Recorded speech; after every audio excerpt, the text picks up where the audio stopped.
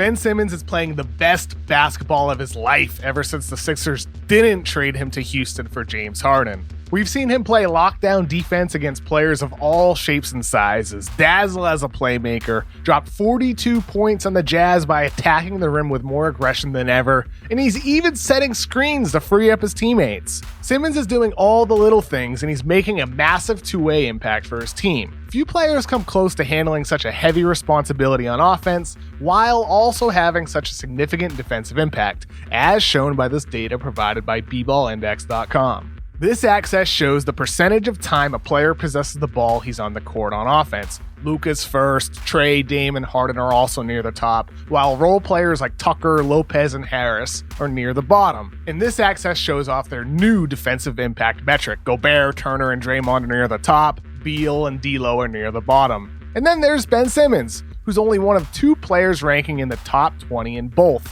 Who's that dot right next to him? It's LeBron. Nobody in the NBA handles the ball as often and effectively defends more tough scorers than Simmons.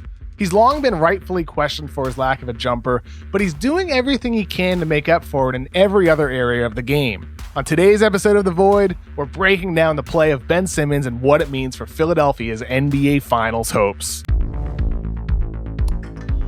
Simmons recently said he's the best defender in the NBA, and there's a strong case to be made that he's right.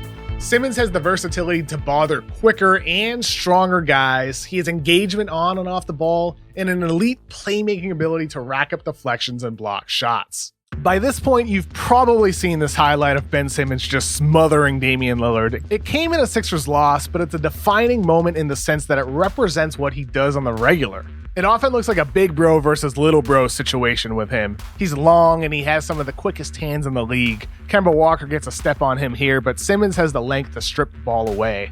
Time and time again, the Sixers match Simmons up with guards and he's a nuisance. Here, DeLon Wright backs out for a pick and roll and Simmons says, nah, forget that. He goes jab at the ball to poke it away, and look at the effort, man, with the dive. Simmons is just as much of a problem against bigger guys. Look at how he crowds Siakam's airspace, withstands the bump, and then uses his length to force a tough shot and block it. Right here, he plays a game of I'm not touching you with Jeremy Grant, then just stonewalls his drive. The dude is just nasty. Ben's length and quickness have him 9th in the league in steals and 1st in deflections. He switches on to Duncan Robinson here, then waits for just the precise moment he starts to pass, and then shoots his hands in the air to deflect the ball. Ben's active hands pop up after opponent offensive rebounds too. He's always a pest around the ball, swiping without fouling. No matter where the Sixers put Simmons on defense, he's making an impact. He is such a unique defender.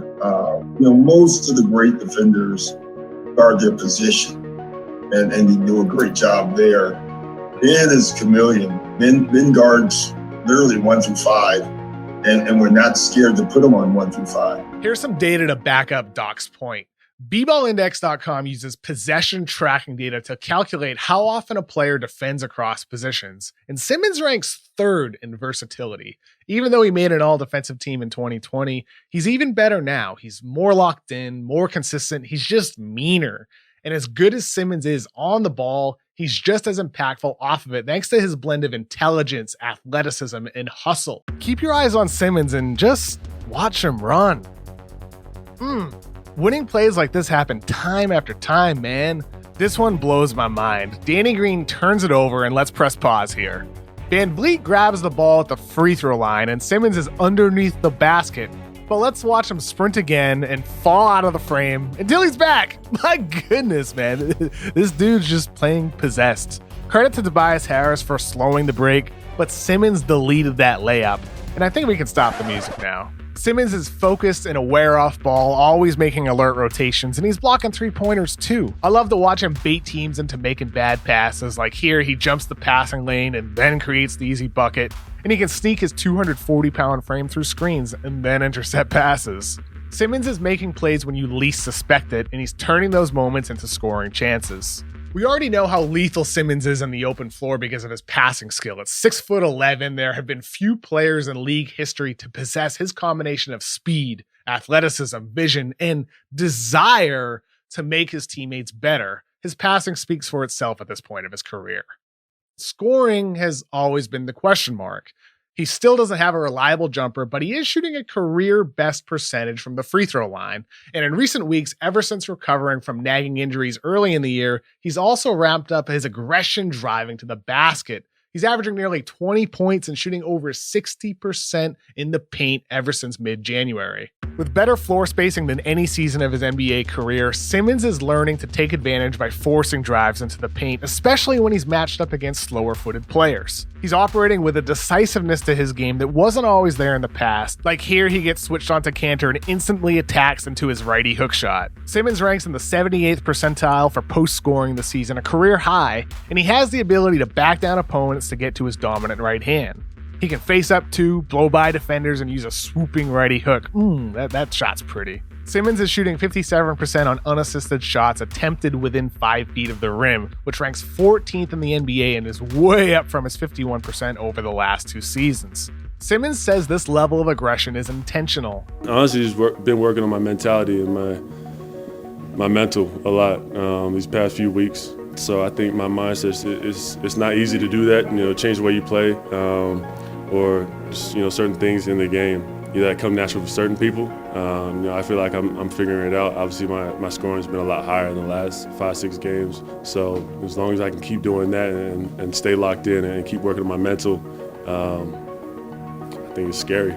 I wish Simmons could shoot, and I wish he had stuck with shooting the ball right-handed a few years ago when the Sixers had him practice shooting righty for a short time. But you gotta give the guy credit for understanding his limitations. He's not out there jacking up contested mid-range J's. He's attacking the rim when he has the ball and only shooting inside. One problem in the past was if he didn't have the ball in his hands, he was a reluctant, half-hearted screener. Not so much anymore, though. Nowadays, Simmons is setting more bone-crushing screens to get his teammates open than ever before, and he's averaging a career high in screen assists per 36 minutes. And he's doing it both on the ball and off the ball. Here's the situation. The Hornets are zoning the weak side of the floor with Hayward and LaMelo covering Simmons, Milton, and Maxey. So Simmons sneaks over toward LaMelo and turns into an offensive lineman, which gives Maxey the extra space to attack off the catch for a basket. Screens like this are simple stuff, but this is how Simmons can add value when the ball isn't in his hands in the half court. If he can't shoot threes, at least he can still help someone else get an open try. On-ball screening is also a way to activate his playmaking since he can find shooters on the short roll. And if he's not facilitating, it's a way to get him buckets. Simmons can score with touch against size, and he'll occasionally use his left hand for soaring finger rolls. Give him room and Simmons can put the ball on the floor to finish with power. The window is wide open for Simmons and the Sixers to reach the finals. Every East contender has questions too. Can the Nets get enough defensive stops? Will the Celtics and Heat ever figure things out? Will Giannis hit jumpers? And Sixers fans, they can relate to that last question. Will teams expose Simmons and his lack of a jump shot? That question won't go away unless he improves his shot, or if despite that, the Sixers go deep in the postseason and actually look capable of winning it all. And that's true for every other guard and forward in the league who can't hit threes, whether they shoot with the right hand or the wrong hand. Look, I've been obsessed with Simmons' handedness ever since he was at LSU because the downside is just so insignificant. He already doesn't shoot. The upside is ridiculous. He attempts over 70% of his shots using his right hand, and he shows off good touch while doing it. The upside, it's that Simmons could be the best player in the NBA with even an average jumper. Questions about it, though, won't go away until he does improve his shot or until the Sixers actually make that deep run. But Simmons is doing everything to make up for that one flaw. He's playing elite defense. He's rebounding. He's an incredible playmaker. He's even setting screens and rolling to the rim. He's doing the dirty work, and that's deserving of recognition. Even as is, Ben Simmons is playing winning basketball.